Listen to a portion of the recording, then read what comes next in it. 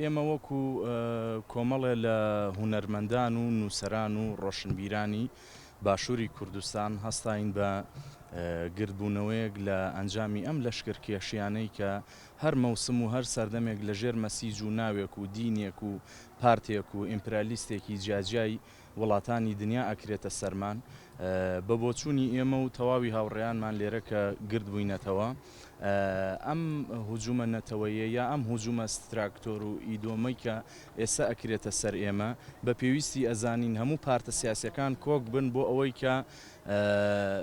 کۆنگرەیەکی نەتەوەی یەکگرتوو دروست بێ بۆی هەرچی زووترە بەرەنگاری ئیسیعمار و داگیرکەرەکانمان بینەوە لە هەر کوێیەکی دنیا کە هێرشەکەنە سەر دەستکەوتە قەومیەکانمان، دەستکەوتە نیشتیمانیەکانمان، دەستکەوتە کۆمەڵایەتی و خاکیەکانمان.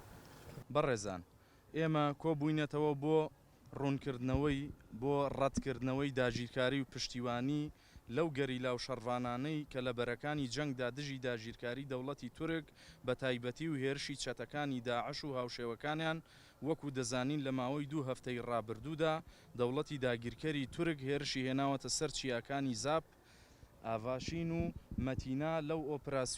ئۆپراسیۆنە شکست خواردووەیاندا دەوڵەتی تورکی داگیرکەر چەندین جا کیمیاییان وەشاندووە و چەندین جا چەکی کۆکوژیان بەکارهێناوە. ئەوە جگەل لەوەی کە